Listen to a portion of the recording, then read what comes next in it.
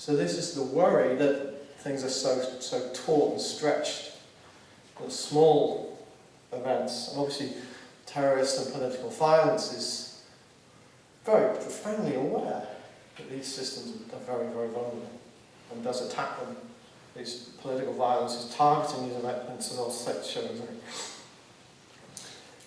So often these disruptions are profoundly unpredictable, and these cascading effects operate in really unpredictable ways. So you can actually link the earthquake off the coast of Japan with crises in the car industry, crises in the aeroplane industry, because of the way in which the de-electrification of Japan impacted on global supply chains for parts, which were only made in one or two key plants in Japan.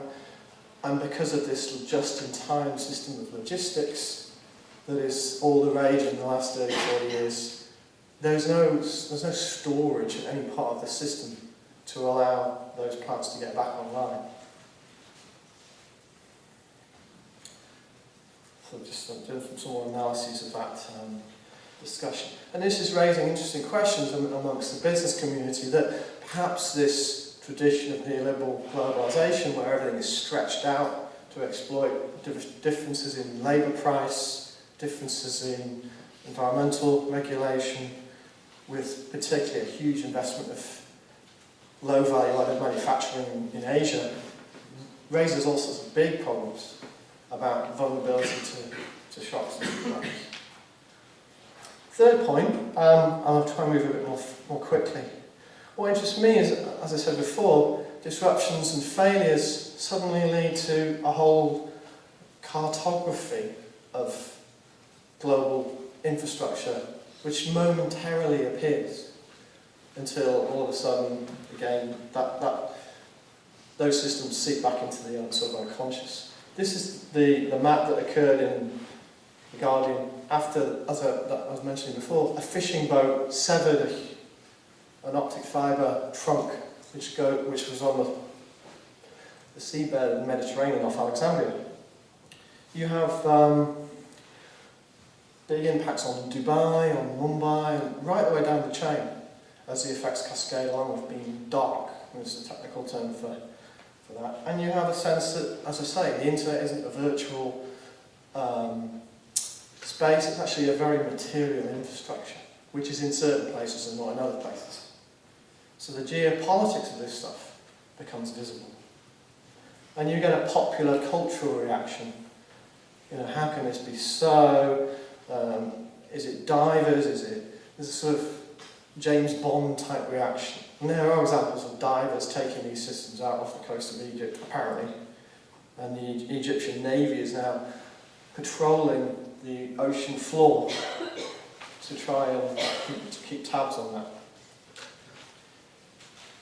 You get moral panics. These become media events because the normal circulations of the world aren't happening in the places that are normally to be expected. So they are rendered visible. Another great example was the beaching of the container ship in 2007 off the coast of Dorset. Guys walking off with £12,000 BMW motorbikes that just get washed ashore. And again, you suddenly get big discussions about the global container system and the global supply chain system and so on. But I think this is my fourth point, the fact that these things do become more visible means that they can be contested. They can be rendered visible as a means of political action in ways that's often not so easy during the times of normal infrastructural operation. And you can actually find a lot of critical scholarship, a lot of activism, a lot of social and political mobilisation, which works during events like Fukushima or Katrina and so on, to expose the dominant narratives about risk, resilience, vulnerability in the media. So you'll see a lot of people struggling to contest this notion that these are somehow acts of God, to contest that these are somehow natural hazards, quote, or that they're technical failures. Katrina's a great example. You suddenly despite the dominant media discussion of the 2005 Katrina disaster as an act of God or a natural disaster, there were a lot of mobilisations to say this was an engineering disaster. People didn't die through the winds of the hurricane, they died through the very unequal exposure to flood risk that had been engineered over centuries in a highly racialised way through a very, very inadequate system of risk management. So this was an unnatural disaster. It was a failure of the flood protection system and one of the most costly in history.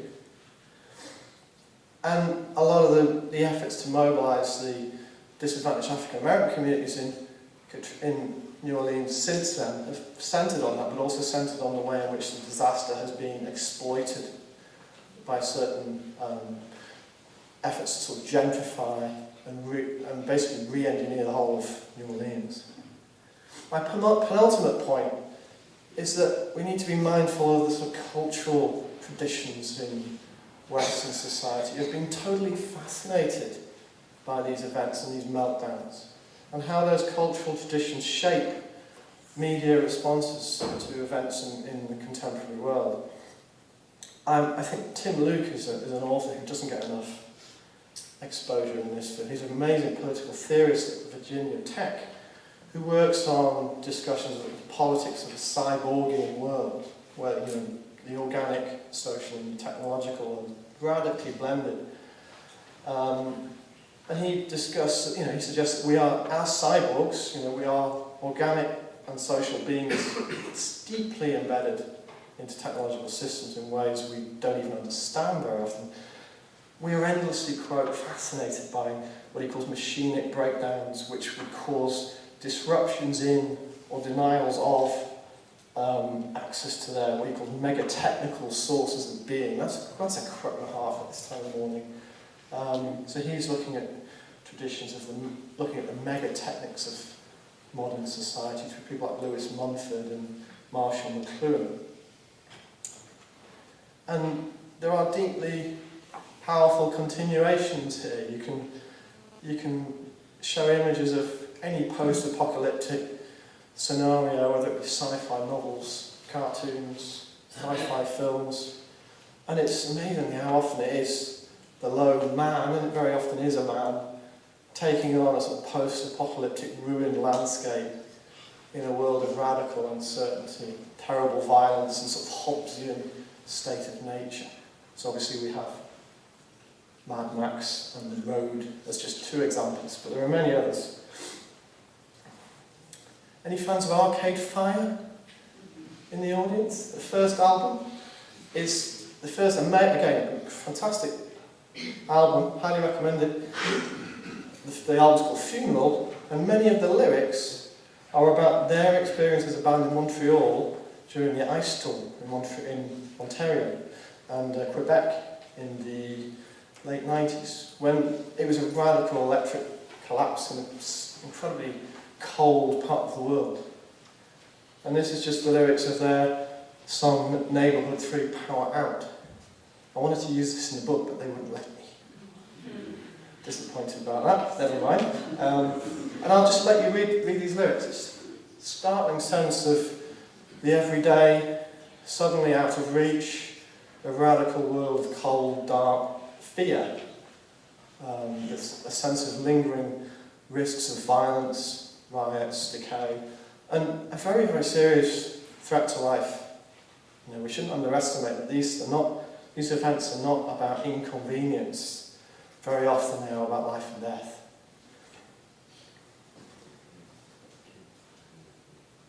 So I woke up on the darkest night. Neighbours all were shouting that they found the light. We found the light. Shadows jumping all over my walls. Some of them big, some of them small. Okay. Final point, and this links quite well to that, I think. There's a very important world of deliberate coercion here, which is profoundly ignored by sociology, anthropology, and to some extent political theory, I think. These events are not technical, they're not acts of God, they're not natural hazards. Very often, of course, they're contested, get multiple contested discourses about events, making claims about which disruptions are important, which levels of resilience matter, which politics of risk needs to be most visible and is often, not visible. And so there's a bit of an overlap on the text. And as I've done some research as well on this, that there is a huge world of terrorism and state violence which explicitly centres on taking out the modern infrastructures of their life. So to give you one example of the ways in which one discourse of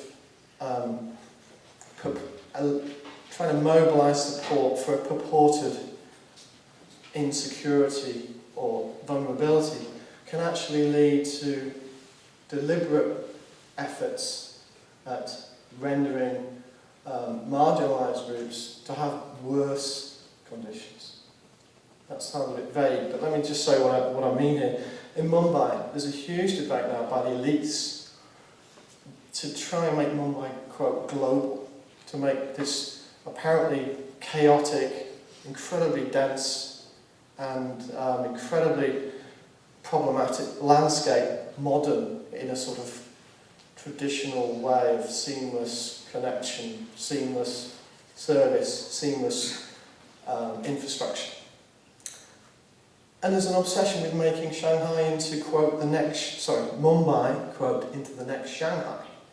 A big debate about why on earth can't Mumbai be like Shanghai, with apparently continuous operation of world-class, quote, infrastructures. How on earth can Mumbai operate as a global city when electricity isn't even continuous? How can a stock market or a corporate head office or a research and technology park possibly exist in that environment?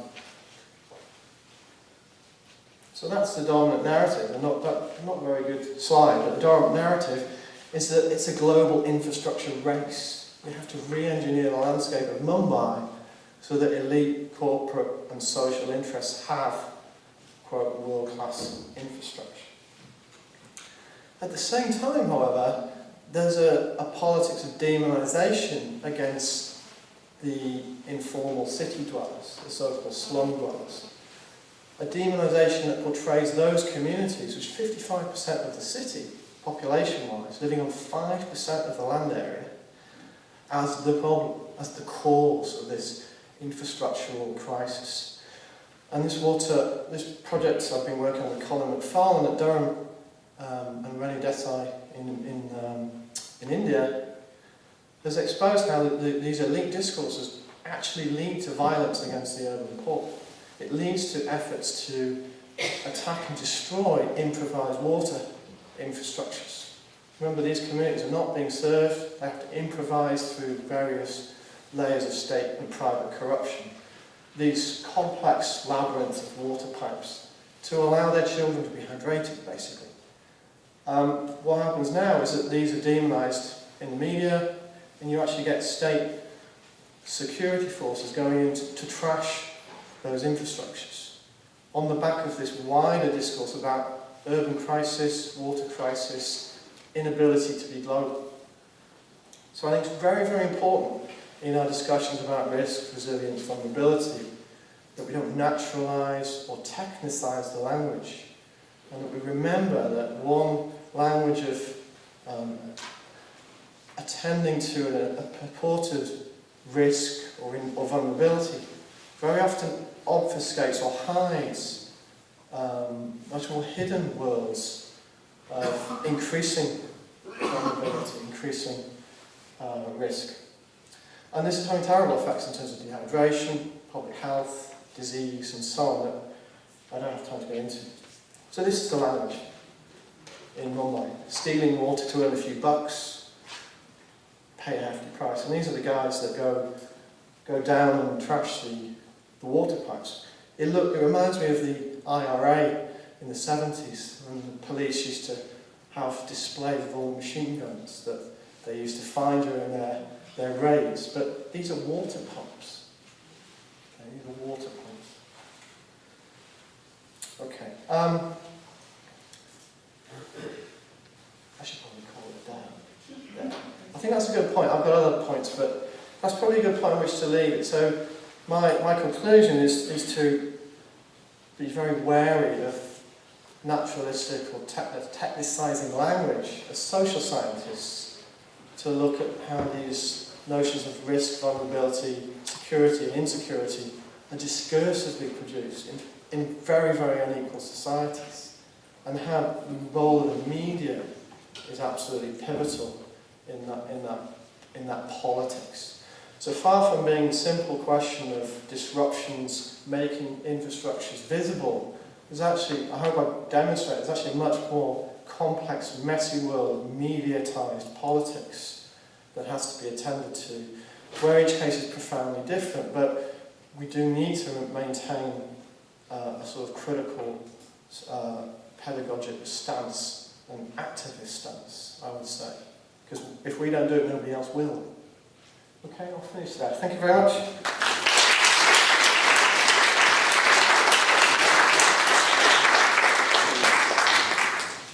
So thank you, Stephen.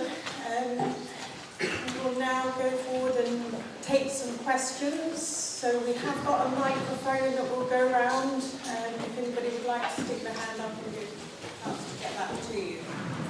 So we've got one question there just behind you.